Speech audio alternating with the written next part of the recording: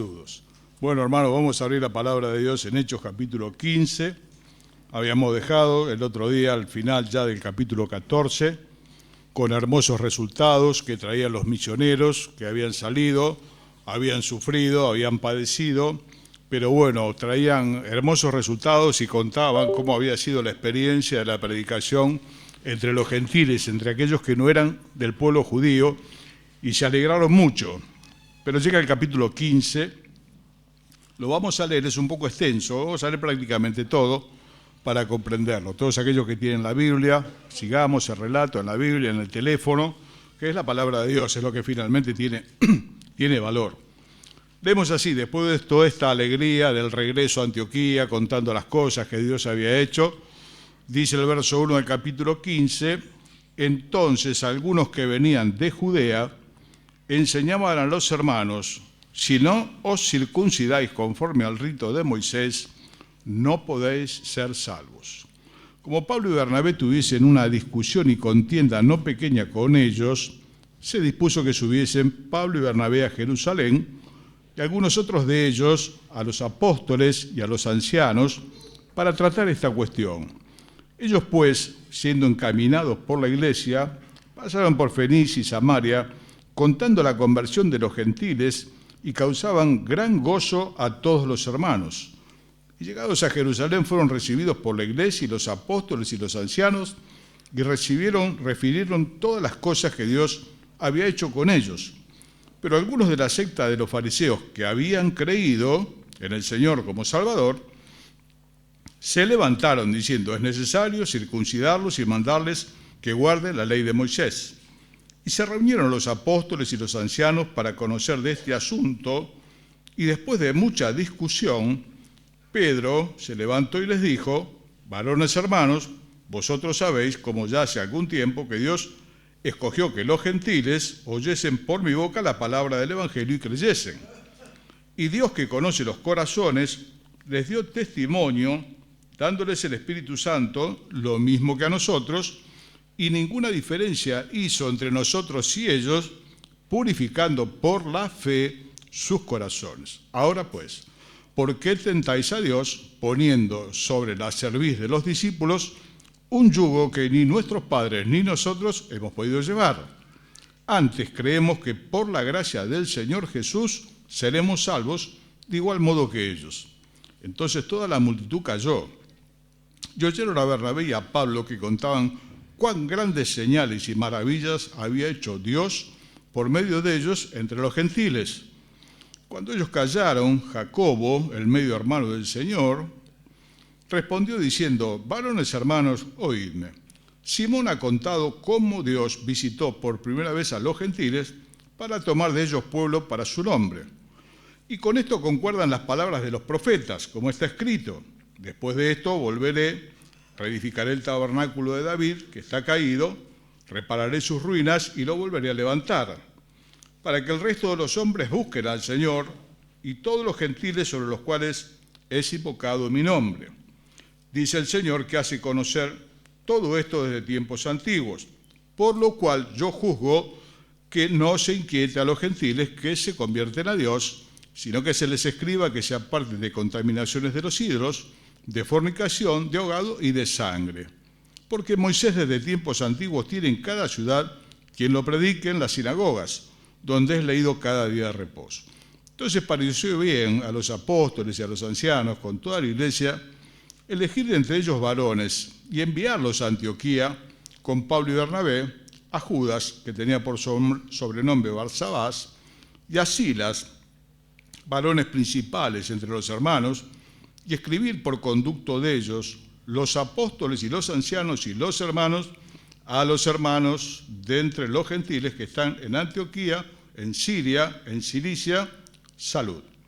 Por cuanto hemos oído que algunos que han salido de nosotros, a los cuales no dimos orden, os han inquietado con palabras, perturbando vuestras almas, mandando circuncidaros y guardar la ley, nos ha parecido bien, habiendo llegado a un acuerdo, elegir varones y enviarlos a vosotros con nuestros amados Bernabé y Pablo, hombres que han expuesto su vida por el nombre de nuestro Señor Jesucristo, Así que enviamos a Judas y a Simón, los cuales también de palabra os harán saber lo mismo. Porque ha parecido bien al Espíritu Santo y a nosotros no imponerles ninguna otra carga más que estas cosas necesarias: que os abstengáis de los sacrificados de los ídolos, de sangre, de ahogado, de fornicación. Las cuales cosas, si os guardáis, bien haréis, pasadlo bien. Así pues, los que fueron enviados descendieron a Antioquía, reunieron a la congregación, entregaron la carta, habiendo leído la cual, se regocijaron por la consolación. Y Judas y Silas, como ellos también eran profetas, consolaron y confirmaron a los hermanos con abundancia de palabras. Y pasando algún tiempo allí, fueron despedidos en paz por los hermanos para volver a aquellos que los habían enviado, obviamente desde Jerusalén. Mas a Silas le pareció bien el quedarse allí. Y Pablo y Bernabé continuaron en Antioquía enseñando la palabra del Señor y anunciando el Evangelio con otros muchos. Hasta acá nomás, después va a empezar el segundo viaje misionero. Esto tiene que ver con el primero, con este resultado de gavillas llenas, como se suele decir en la palabra de Dios, de buenos resultados, y todo iba bien hasta que en el versículo 1 llegan algunos judíos convertidos al Señor, pero que ellos todavía guardaban preceptos de la ley, como la circuncisión, que es un pacto que Dios había hecho con el pueblo de Israel, que consiste en seccionar el prepucio del miembro en el varón. Es una señal entre Dios y el pueblo de Israel. Tiene que ver con el pueblo de Israel. Y guardar la ley de Moisés, decían ellos. Hay que seguir haciendo estas dos cosas. Entonces ahí se generó todo un conflicto y por eso se dispone que suban, están en Antioquía, que suban a Jerusalén a hablar con los apóstoles, los ancianos y los hermanos que están en ese lugar. Bueno, hermano, esta es la realidad de la obra a través de los siglos. Vienen las grandes bendiciones de Dios, las cosechas, y también vienen los problemas.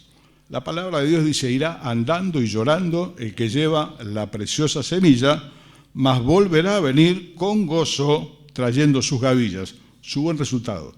Bueno, esta es la historia de que el Señor fundó la iglesia. Esto pasó en los primeros años de la iglesia, como pasó, si recuerdan, en Hechos capítulo 6. Pasó lo mismo. ¿Qué fue lo que pasó? Empezaron los conflictos por la distribución de la comida. Se quejaron las viudas griegas, que eran atendidas menos que las viudas hebreas en el reparto de la comida. Se generó todo un problema. Y bueno, los apóstoles también tomaron cartas en el asunto, se designaron personas que se ocupen de esta tarea para que ellos no lo tengan que hacer, no se vean estorbados en la prédica de la palabra y la oración. Esto es lo que pasa en Hechos. ¿Qué es esto que está pasando acá? Bueno, hermano, lo que está pasando acá es lo que pasa muchas veces, ¿no? Llegan personas sinceras, convertidos a Cristo, pero creen otras cosas. Y esto generó conflicto e inquietud entre los hermanos de Antioquía, que no eran judíos. Y ellos le insistían: no. Pablo estaba ahí, Bernabé, predicando la fe, la gracia de Dios. Decían: no, si no se circuncidan como los israelitas, ustedes que no son judíos y guardan la ley, no pueden ser salvos. Y esto perturbó la fe de los hermanos. Bueno, hermano, esto es en realidad el legalismo. El legalismo es esto. A veces cuando hablamos de obedecer a Dios, algunos hermanos con un corte más liberal dicen: eso es legalismo. No, hermano, obedecer la palabra es la forma práctica de amar al Señor, no hay otra cosa. El Señor dijo que tiene mis mandamientos y los guarda, ese es el que me ama. Y todos sabemos los beneficios que trae la obediencia al Señor desde el corazón, desde la gratitud. No es otra cosa, no podemos darle nosotros al Señor nada más que la gracia, el corazón, y poder agradarle haciendo aquello que Él nos pidió. Esto no es legalismo, hermano. Legalismo es sí, pero. Tiene dos palabras que son fatales el legalismo. Sí, pero. Está todo bien, el Señor, sí, pero. Si no hacen esto, no hay. Esto es una confusión que aún está en muchos grupos cristianos, donde ellos creen que la salvación se pierde. Son hermanos sinceros, como cualquiera de nosotros, guardan la fe, recibieron al Señor, pero todavía guardan algunos preceptos de la ley, como la Iglesia Adventista, por mencionar alguna, que guarda el día sábado como el día de reposo. Es una enseñanza que tenía que ver con el pueblo de Israel. En el Nuevo Testamento ya no, estas cosas no están vigentes, sin embargo, ellos las sostienen, y en muchos lugares de cristianos evangélicos se sostiene que la salvación se pierde. Está todo bien, el Señor te salvó, pero cuidado con la gracia, pero, Y hermano, el pero le amarga la vida a cualquiera, ¿no? En una ocasión, en un aeropuerto, había un señor mirando el reloj, se acerca a otro y le dijo, ¿qué hora es? ¿Dónde usted quiere saber qué hora es? Bueno, acá. También le puedo decir qué hora es en cualquier parte del mundo. También le puedo decir la temperatura que va a ser en cualquier parte del mundo. Le puedo decir la cantidad de habitantes. Le empezó a mencionar una cantidad de cualidades del reloj maravillosas. Dijo, por favor, véndamelo. Tengo este solo, pero véndamelo, el dinero que sea. Bueno, le cobró una suma de dinero importante. Cuando este hombre se iba, le dijo, espere. La valija tiene la batería, llévela también. O sea, la felicidad es hasta cierto punto. El reloj es maravilloso, pero tiene una valija que pesa 50 kilos. Esto es el legalismo. Bueno, sí, el Señor, pero, hermano, sin pero. Confundir estas cosas es confundir dos pilares de la vida cristiana. Una es la salvación y otro es la vida cristiana.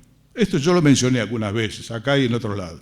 La salvación es lo que el Señor Jesús hizo por vos y por mí. Sobre esto no se puede agregar absolutamente nada porque para tu salvación y la mía el Señor derramó su sangre. Querer poner cualquier cuota nuestra de virtud o de algo bueno sobre eso directamente es una blasfemia. La sangre del Señor es suficiente. La sangre del Señor nos limpia de todo pecado. Es un canal totalmente independiente a la vida cristiana. Si bien en un punto se corresponden, aquellos que somos realmente del Señor, querremos tener un andar que le agrade a Dios y observar la vida cristiana, está bien, pero no es el andar de la vida cristiana la que va a sostener la salvación. Tu salvación y la mía está sellada con la sangre del Hijo de Dios. Sobre eso no se puede agregar absolutamente nada. No depende de nosotros, depende de Jesucristo y de su fidelidad, de la que acabamos de cantar recién. Por lo tanto, podemos cantar con alegría y ningún temor. Pablo dice, ahora pues, ninguna condenación hay para los que están en Cristo Jesús. Sé feliz con el reloj, sin valija. Somos felices en el Señor, estamos seguros, estamos en sus manos, nadie nos puede arrebatar de sus manos, lo cual, como decía Pablo, nos obliga sí, a una vida cristiana que le alegre el corazón. Salvación depende del Señor. La vida cristiana es lo que de alguna manera nosotros podemos hacer por Él, pero es otro canal.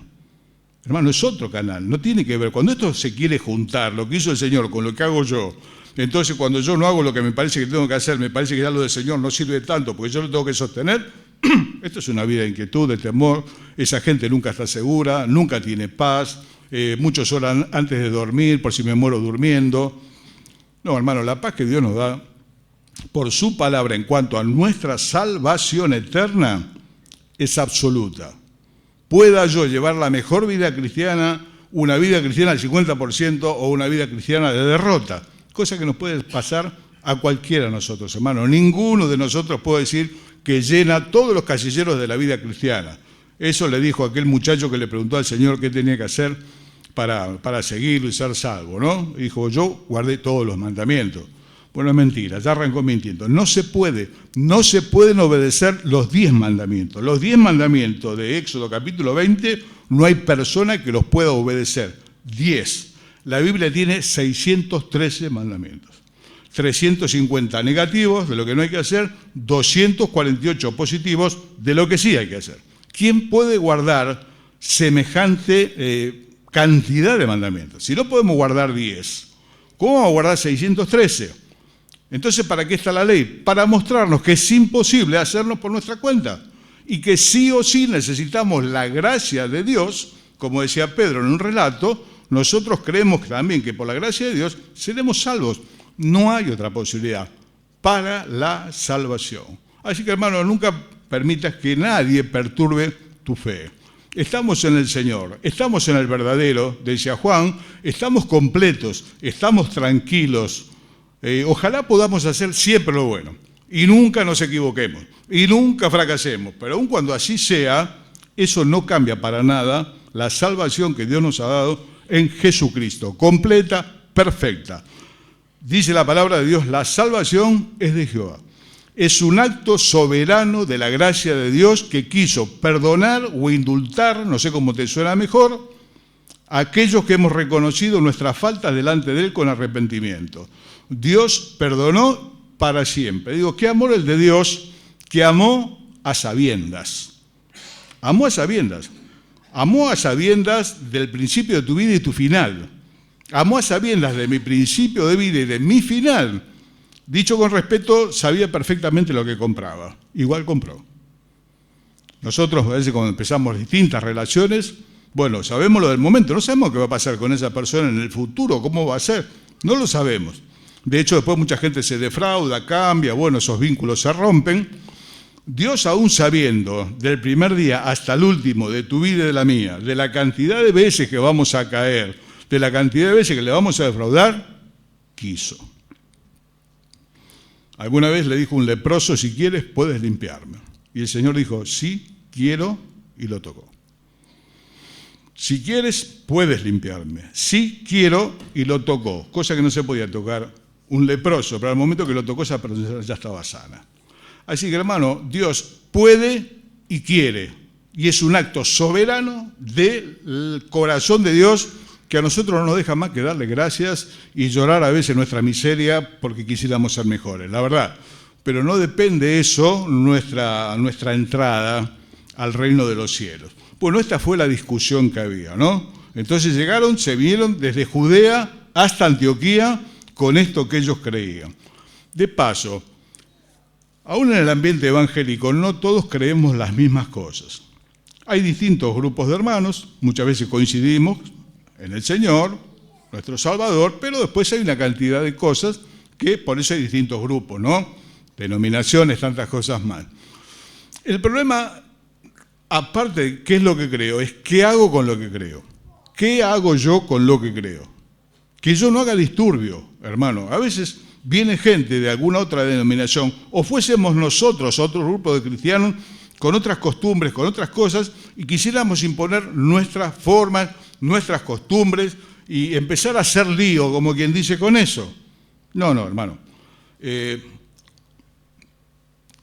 Uno podrá creer en el corazón tal o cual cosa, pero si no es lo que la iglesia donde está sostiene, no es bueno que empiece a hacer una evangelización, entre comillas, con los hermanos, porque eso genera división. Si nosotros fuésemos a otro lugar, le quisiéramos imponer nuestra forma, que la tenemos, nosotros somos de los pocos grupos que nuestras mujeres se cubren, entre otras cosas. Bueno, si uno fuese un grupo de hermanos bautistas, por así decir, bueno, no lo hacen ellos, y si nosotros empezásemos a insistir con que las hermanas se cubren y todo más, estaríamos generando un montón de problemas. Ellos se entienden tomar la cena una vez por mes, nosotros la tomamos cada primer día de la semana, nos parece que sí, que es así, pero si nosotros se lo quisiéramos imponer, algunos de nosotros fuese así, no, estamos generando problemas. Si ese lugar a donde fuiste no es el lugar que te representa, bueno, tenés que orar al Señor y encontrar uno que sí te representa y no hacer lío donde estás, porque eso causa la división del cuerpo de Cristo y eso sí es un problema. Hay hermanos que, vuelvo a repetir, creen que la salvación se pierde. Otros creen en una elección fatal, que si Dios eligió, bueno, ya está, lo que se llama un calvinismo extremo, no es el pensar de la congregación en este lugar. Entonces, ¿qué es lo bueno? No hacer lío con lo que uno cree. Si no es lo que realmente cree la iglesia y hay alguna diferencia, tendré que encontrar una donde se crea lo mismo que yo creo, porque más allá de lo que yo pueda creer, es el efecto que pueda causar en la iglesia. Sabiendo de esto, los ancianos ya en Antioquía dispusieron que Pablo y Bernabé suban a Jerusalén, donde los apóstoles, los ancianos y la iglesia estaban reunidas. Urgente. Cuando surgen estos conflictos, urgente hay que darle tratamiento. A veces los pastores, como no queremos problemas, a nadie le gustan los problemas voluntariamente, a veces los dejamos. Es como comprar a crédito. Cuando uno compra a crédito es muy fascinante porque nos saca dinero en efectivo, pone la tarjeta mágica y ya está. Lo que te va a venir después son las cuotas más los intereses. Cuando los problemas de este tipo no se resuelven, se acrecientan y el pastorado no los enfrenta, como lo tienen que enfrentar en el Señor, el problema crece. Antes que el conflicto escale, como en Hechos 6, urgentemente los apóstoles supieron, se tomó la medida de los diáconos, se acabó el problema, las viudas tuvieron lo que tienen que comer, la griega, los judíos, se acabó el problema. Antes que el conflicto escale. Acá antes que el conflicto escale, dijo Pablo y Bernabé, suben a Jerusalén, estos hermanos que son hermanos, pero creen que hay que guardar la ley de Moisés, también subieron. a dirimir la situación entre la autoridad de la iglesia, que son los apóstoles. Entre los bomberos se habla de quemar pasto en los incendios forestales. Cuando hay un incendio forestal, los bomberos urgentemente salen a quemar pasto. Y dicen, pues si el bombero lo tiene que apagar el pasto, ¿cómo lo va a prender? Se prende una franja de pasto totalmente controlada para que cuando el incendio llegue allí no tenga nada que quemar, porque ya está quemado el pasto. Y frene ahí, porque si no lo frena puede devorarlo todo. Hace poco el incendio llegó a Carlos Paz, directamente a la villa de Carlos Paz. A veces son muy difíciles de controlar, pero cuando se pueden controlar hay que salir a quemar pasto enseguida. Cuando hay un conflicto en la iglesia, hermano, y no se resuelve entre los hermanos como debe ser, conversando, con amor, en un ida y vuelta, por alguna idea que uno pueda tener que sea distinta a la otra, hermano, esto antes que fermente hay que llevarlo a los ancianos de la iglesia. Hoy no están los apóstoles para ese tipo de cosas, están las personas que Dios puso para gobernar la iglesia. Allí se tienen que llevar los conflictos antes que escalen, porque después es un problema y termina en una división de iglesia, lo cual es mucho peor. Así que, hermano, cuando esto no se pueda solucionar, el tema hay que llevarlo y se soluciona. Los hermanos dicen, lo que pasa es que están tan ocupados, ¿qué los vamos a ir a interrumpir con esto? Hermanos, si los ancianos están muy ocupados para atender los problemas del rebaño, están mal ocupados. Tendrán que ver cómo está su agenda, cómo están sus obligaciones, porque la principal ocupación de los hijos de Dios, como dijimos muchas veces, lo decía Spurgeon, es Dios. Y después los hermanos, no hay otra cosa. No es más importante el edificio, no es importante nuestros compromisos de predicación, no es más importante aún nuestra vida particular. Es el problema de los hermanos. Cuando no se resuelva, hermano, por favor, avise. Porque un pequeño fuego enciende un bosque enorme. Y muchas cosas empezaron siendo una cosita tal vez en una casa, en un grupo, un grupito de la iglesia, vaya a saber dónde. Y cuando eso no se toma tiempo, bueno, eso se prende fuego. Entonces, todos en este sentido hagamos este tipo de cosas que se hicieron acá. El capítulo es extenso, yo no voy a decirlo todo, voy a decir 2 o 3 cositas y vamos a terminar. Para todos aquellos que hacemos esta tarea, un consejo: el querer decirlo todo es el principio del fracaso. Nunca quieras decir cuando toque hablar, decirlo todo. Primero porque es imposible, vas a aburrir a la congregación, le vas a quemar la cabeza, vas a tomar mucho tiempo. Querer decirlo todo es imposible porque el consejo de Dios es inagotable. Siempre que hablamos, algunos dicen, podrías haber dicho esto, podría haber dicho 2 horas más de cosas, y venía otro y podría haber seguido 3 horas más, y así esta mañana. La palabra de Dios es inagotable. Yo quisiera que puntualmente dejemos algunas cosas. ¿Qué es el legalismo? Una piedra que no es de Dios, que mezcla salvación con vida cristiana, le saca la paz a los oyentes. No. Tu salvación, mi salvación, depende de la sangre y la fidelidad de Dios. Dios juró por sí mismo, punto. No hay más nada que agregar. Todos tus pecados, todos mis pecados fueron puestos en la cruz en aquel día hace 2000 años. Listo. Vida cristiana, Dios nos dé la gracia, hermano, de agradarle siempre, de tener la mejor vida. Y aun si no la tuviésemos, no dejamos de ser hijos. Entristeceremos el corazón de Dios. Yo sé que ninguno de nosotros quiere hacerlo, pero estamos luchando con esta humanidad que nos lleva cautivo, como dice el apóstol Pablo, y que solamente se puede revertir en la gracia de Dios. Pero aún con todo y con eso, hermano, a veces fallamos, la verdad es esa. Y sube más mi salvación, menos, Dios me quiere más, Dios me quiere menos. Esas cosas a veces vienen de la niñez, ¿no? No hagas así, si no papá no te va a querer más. Nunca le digas eso a tu hijo. Papá, mamá quieren siempre por igual. Cuando los hijos van bien nos da mucha alegría, cuando los hijos hacen mal nos da mucha tristeza.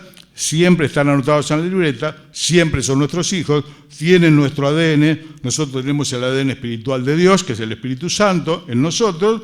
El Espíritu Santo no va y viene, está en nosotros para siempre, y la salvación también. Se genera un conflicto. Tengamos cuidado con lo que creemos y con lo que hacemos con lo que creemos. No estemos en el lugar equivocado haciendo evangelismo y dividiendo el cuerpo de Cristo, que es la iglesia. Y si hay un conflicto y no se resuelve sencillamente, urgente, a la autoridad competente, que para eso está. Si está muy ocupada, está mal ocupada. Ya está. Tendrá que revisar su agenda y tendrá que ver cómo atiende los problemas en la que el Señor les puso por obispos. El Señor les puso por obispos. A través de los años vamos conociendo situaciones de todos los colores, ¿no? Esto es como con los hijos. Bueno, corregilo, va, déjalo, ¿viste? Mientras no prenda fuego la casa, estoy cansado, recién llego, va, déjalo.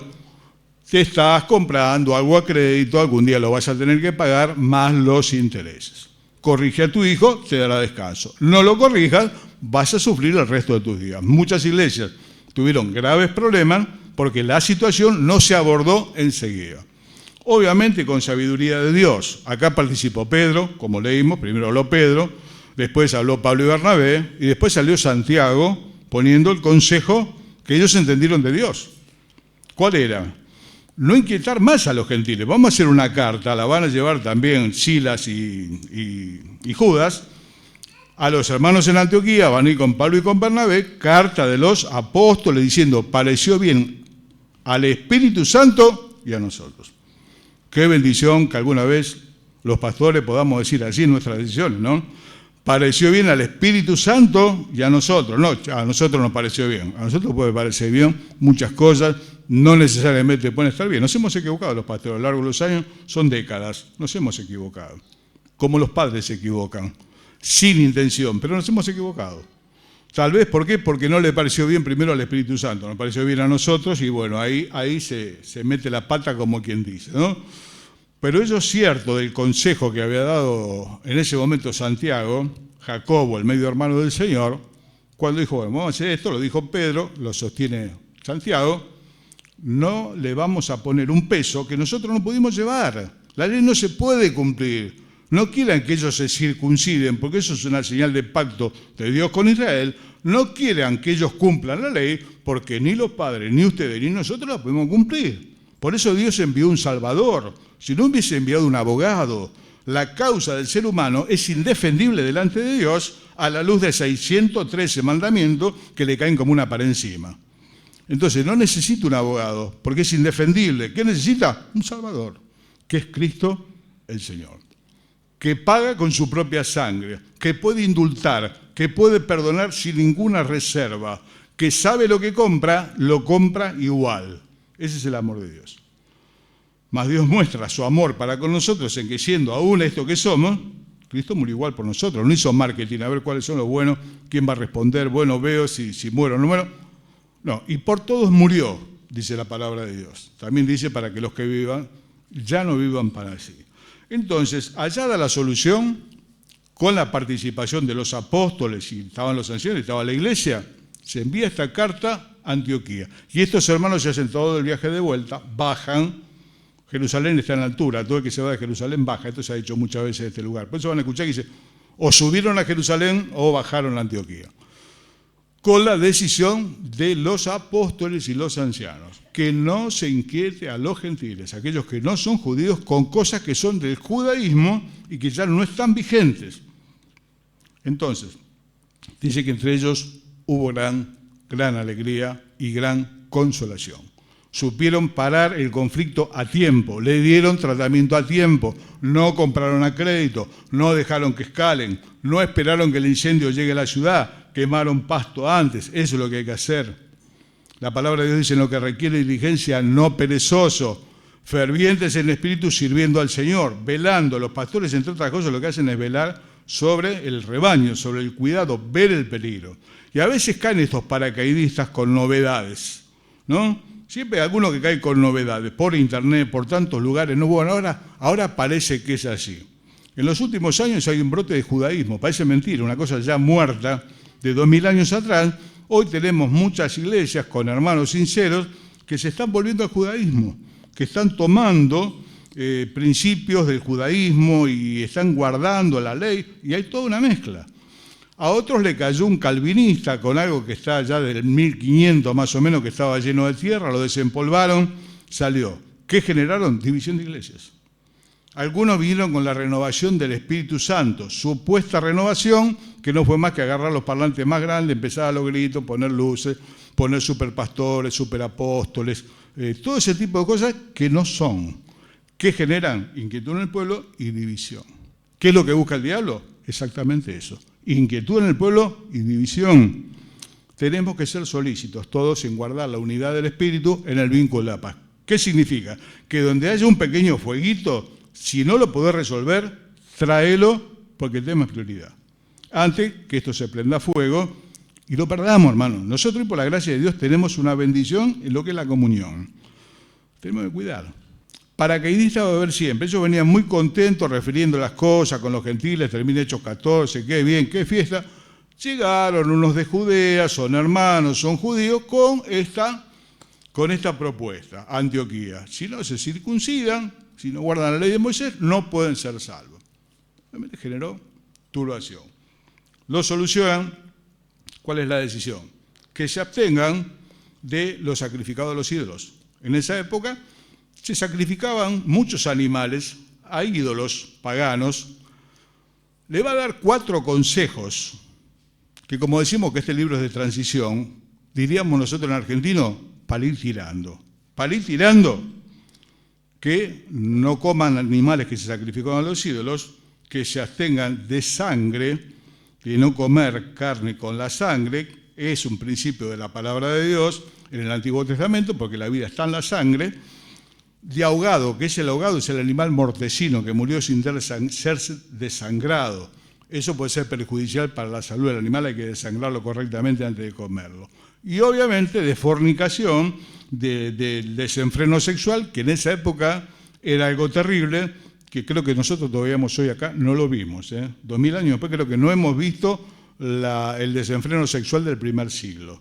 En Roma, en Grecia, no hemos llegado, si bien hay un libertinaje muy grande. Ese es el consejo de los apóstoles. Después llegarán las epístolas, donde se va a definir la teología para la iglesia.